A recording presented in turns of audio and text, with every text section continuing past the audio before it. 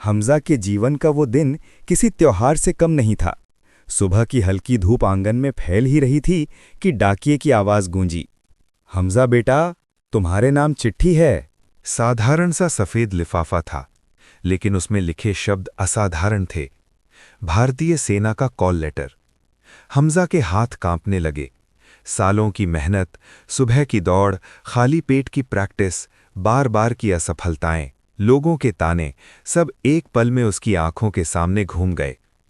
जैसे ही उसने call letter पढ़ा, उसकी आंखें नम हो गईं। ये आंसू कमजोरी के नहीं थे, ये जीत के आंसू थे।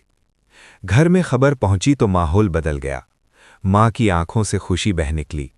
पिता ने कुछ नहीं कहा, बस बेटे को सीने से लगा लिया। लेकिन उनका सीना गर्व से चौड़ा हो चुका था।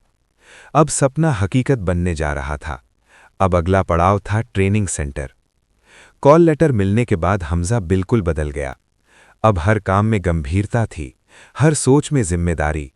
सबसे पहले उसने ट्रेन टिकट बुक किया, दिल्ली से बैंगलोर। एक लंबा और जिंदगी बदल देने वाला सफर। फिर कपड़ों की बारी आई।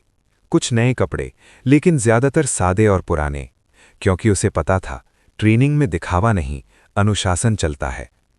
मां से उसने एक छोटी सी फरमाइश की, मां, जाते जाते देसी घी के लड्डू बना देना।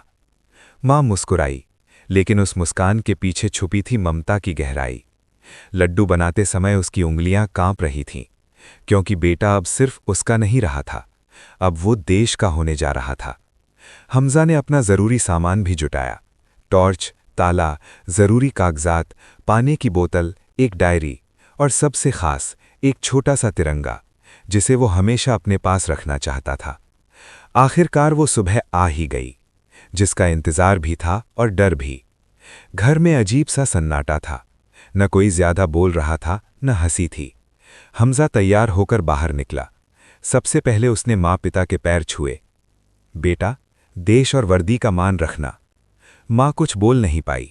उसकी आंखों से आंसू बह निकले और उसने बेटे को कसकर गले लगा लिया। माँ बाप की नम आंखें देखकर हमजा की भी पलकें भर आईं, लेकिन उसने खुद को संभाला, क्योंकि वो जानता था फौजी बनने चला बेटा आंसू नहीं, हौसला लेकर निकलता है। हमजा अपने बड़े भाई के साथ बाइक पर बैठकर स्टेशन की ओर चला। रास्ते भर ज्यादा बातें नहीं हुईं, लेकिन दिल में बहुत कुछ चल रहा था।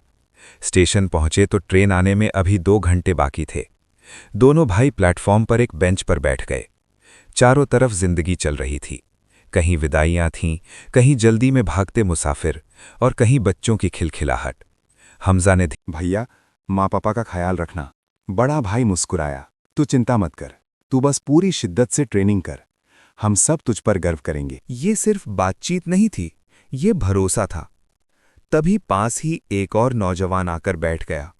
हमजा ने उसकी ओर देखा, दोनों की आंखें मिलीं और अपने आप मुस्कान आ गई।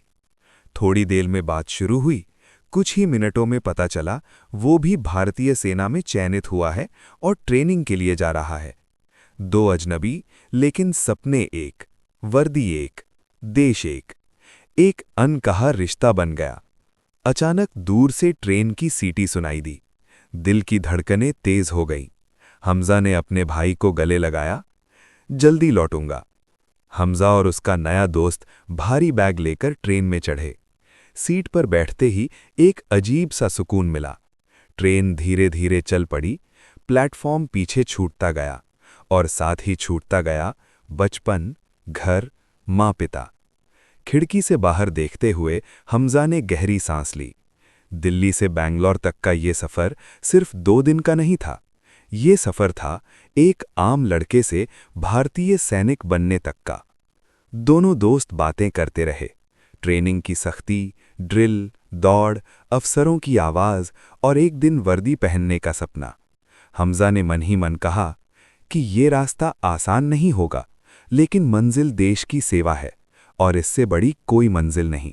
धीरे से कहा,